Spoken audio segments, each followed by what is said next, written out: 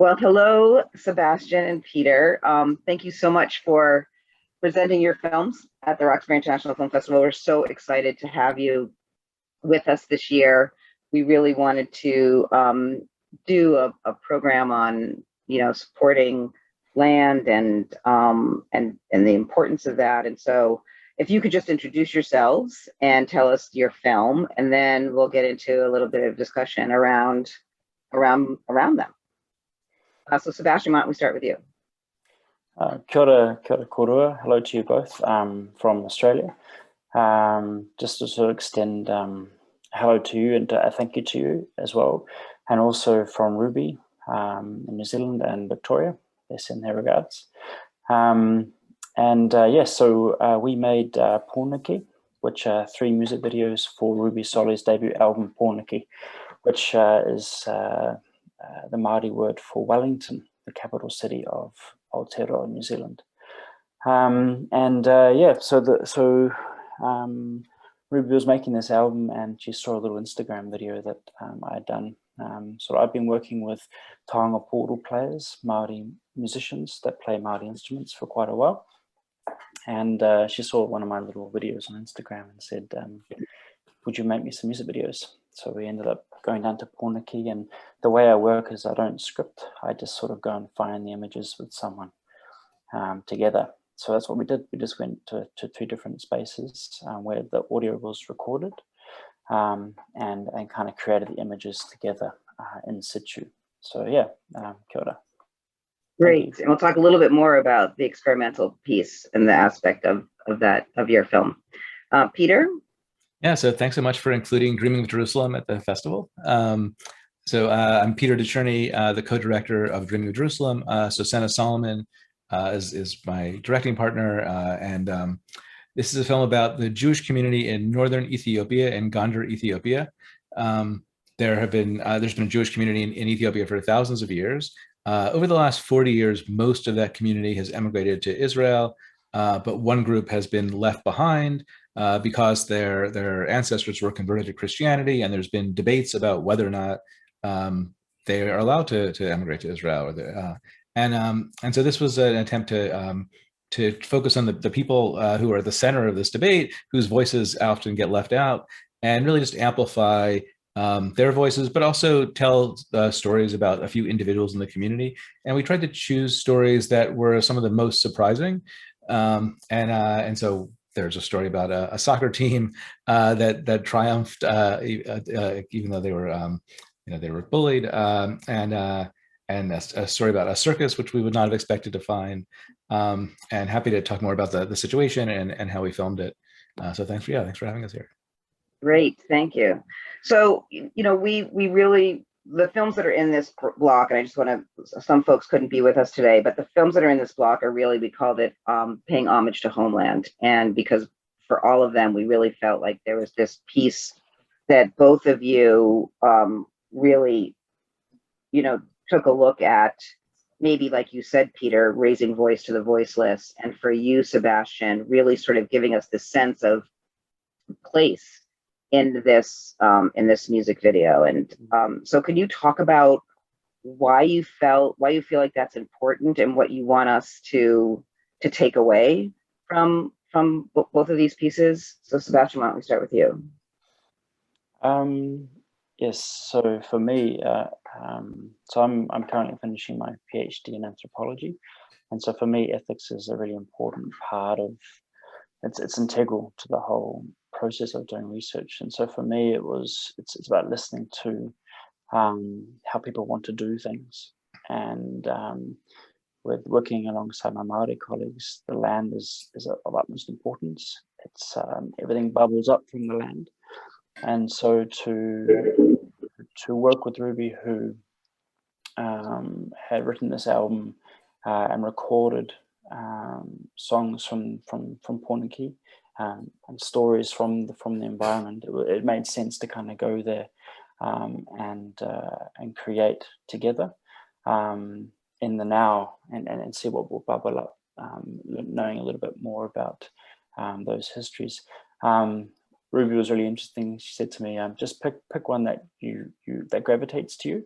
So I had to listen to the album like 10 times, if not, trying to pick one, because they're all so beautiful, it's well worth checking out on, I think it's MySpace where she has the album, but just so beautiful. And then, I kind of rested on 1 and 2, and we ended up doing 3. So they're the 3 that you can see. We spent about an hour in each place, and then I've been working on this idea of layering. So again, Ruby speaks about this idea of history as being like a cloak, a corduroy that wraps around. So time is encased within a cloak, and within that you have time not as a linear, but as a spiral, as an all-encompassing. So histories are not linear; they're horizontal, and they're layered, and so in ways in which to try and express that idea on the screen, the idea of layering images onto each other and creating and shifting opacity so that images can kind of merge and float between each other, was sort of an idea about how that could potentially tug at those little at that nuance that's there in Ruby's work, and not jarring. So again, really kind of pulling out the fades so that you kind of got lost in the space, and not breaking the aesthetics and kind of falling out of that, but kind of holding us there in time, was sort of what we tried to do. And then obviously Ruby had written poems to go with the work, so she designed all the artwork, wrote the poems. She just published her first book in poetry. And so the idea of having the text on the screen being kind of breathed onto the screen, as it were, was an idea that we had as well. And that's where Victoria came in and worked with the text.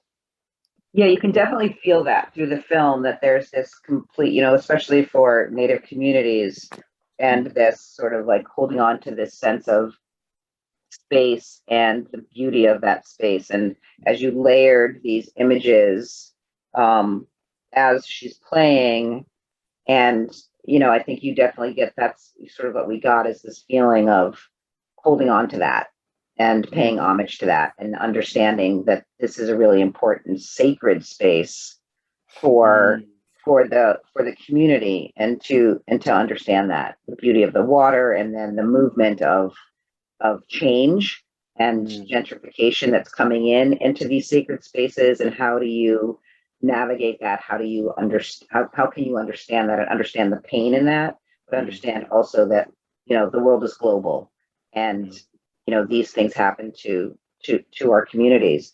And so thinking about that in sacred spaces, Peter, Dreaming of Jerusalem, is such a beautiful film, and a heartbreaking film at the same time. I mean, we know that we have some histories of these Ethiopians who are longing to be in the homeland of Jerusalem, and can't get there. So I think it's again talking about place and the importance of space. So can you talk about this project for you, and the people that you've filmed? Yeah, so I think talking about place and home, are really key terms here, and helps to situate it. So this is a community of people who have left villages, from different parts of Ethiopia, and they all came to Gondar and some to Addis, waiting for permission to move to the land where they think they belong, their spiritual homeland. And they've really just been waiting in limbo, this particular community, for several decades. And they're caught in these political battles and these religious debates, and they sort of follow them, but I think they've given up because it's just been so many ups and downs over the years, and they feel like they're just kind of waiting in limbo for some voice from wherever to give them permission. And every once in a while there is a kind of opportunity for some of them to emigrate. And so what was interesting for Susanna and me was what kind of life they create for themselves within this waiting period, this kind of limbo. And And so the thing that impressed us the most was just how optimistic and hopeful they were, even if every day seems the same and they've been waiting for decades. And so, that's why this the story of the soccer team that won't quit and that doesn't even pay attention to the other teams that are throwing stones at them. But on the other hand, won't play in the final match because their religion comes first. And what you see is that they're unbelievably dedicated to studying Hebrew and praying, and their lives revolve around the synagogue. It's a kind of incredible devotion and optimism when so much of their fate just seems out of their hands. I know, and it's interesting that you talk about that piece about limbo, because I feel like that in both of your films. Like there's in Pōneke is the same. It's sort of like you're in this limbo between the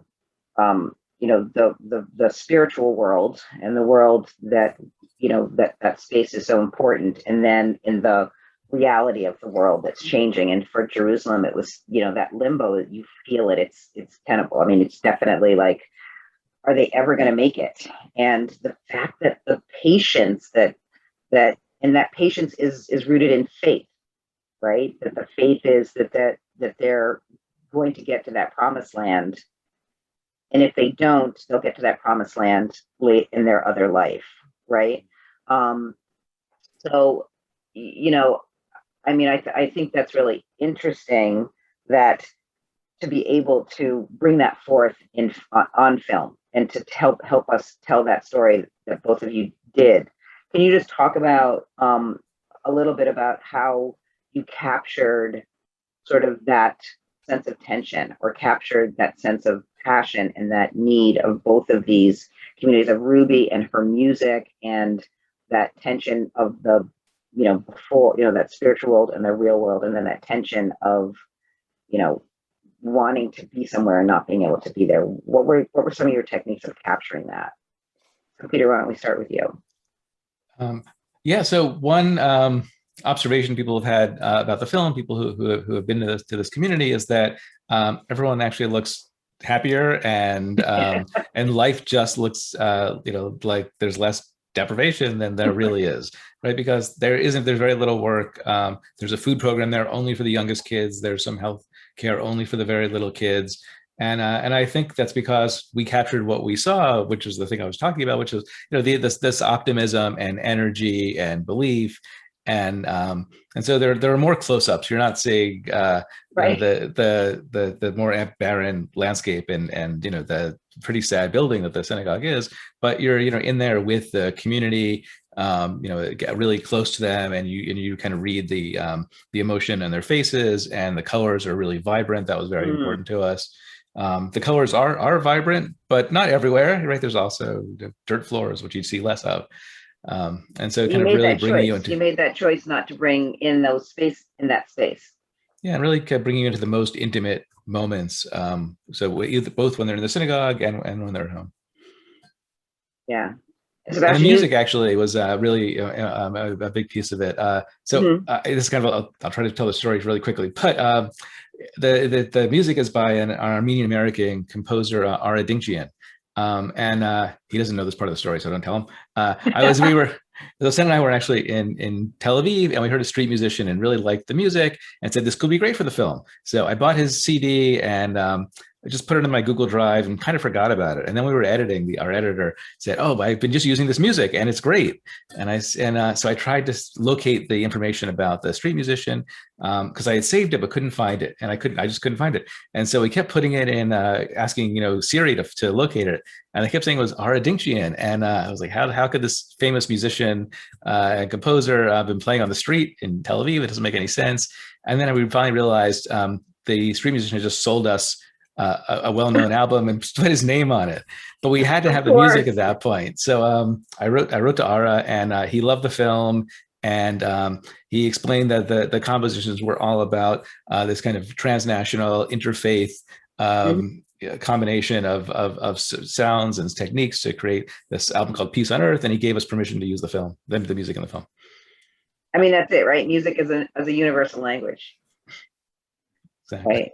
And so but you know, as independent filmmaker, I mean, that's what you do, right? Is that you happen on these things. It's sort of like the thing that's going to push that film forward, and the music is sort of a character, right? And in your film, and obviously Sebastian in yours.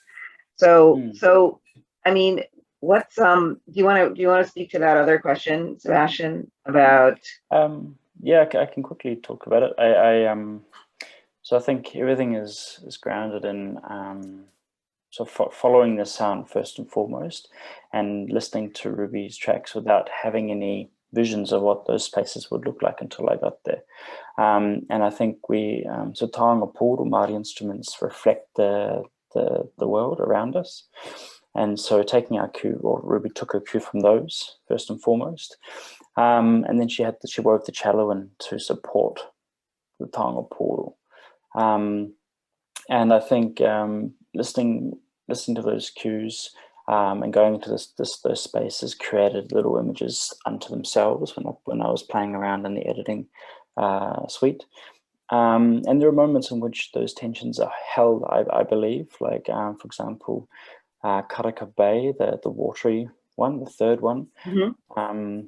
These are places where Ruby's ancestors were, and so there are moments in which the images on the screen depicting Ruby standing there, but also another image of an empty landscape that holds the memory, or the lingering memory of her people. So that's one little example. But yeah, like I said, the holding of those superimposed images was kind of the technique, or an attempt at least to try and hold that tension there. But yeah, I wish Ruby was here to kind of really speak more directly to those questions, as they're really her stories to tell. And I'm just very privileged to be having been invited to contribute further. Well, and that's what you do, right? I mean, not because people can't be necessarily in this space or be in places to talk about it. It's your responsibility as filmmakers to bring these images and these voices to us, and that is so important, especially when we're talking about a global world and we're talking about digital product, that these films can be used to educate in a world where we don't always get those images, and we don't in mainstream media hear about it, or if we do, as Peter, you said, you made that choice, and we had another filmmaker yesterday talking about the choice to not show the barren landscape, but the choice to show the joy and to show the faith and to show the celebration. And those pieces of these lives are so important because they give us these different images. And, you know, for Ruby to not just have the music, but to have something that you created for us to understand the importance of these sacred spaces and our ancestry, and where we come from is really important. So, just to sort of wrap up, I would love to talk a little bit about, you know, what is the most important part of your film that you feel, you know, tells that story that people really need to know. Do you want to go first, Sebastian? Oh, is he frozen? At least a little bit, so you'll have to go. Yeah, no. He's in Australia, everybody. Sebastian's in Australia. Wait, so sorry, what's the most important, what tells the story most? Right, that you feel that in, you know, having completed it, having watched, having done, what is the most impactful thing that you're like, wow, this is what I really want people to take away and know and understand about these folks? Yeah, so it's a short film. It's 25 minutes. It's a long, complicated history, and the thing that I think has been successful about the film is that it's really engaged people, but it caused them to ask questions. So rather than telling them something, it's really opened up a story and a community and a history. Oop, lost him completely. Oh no.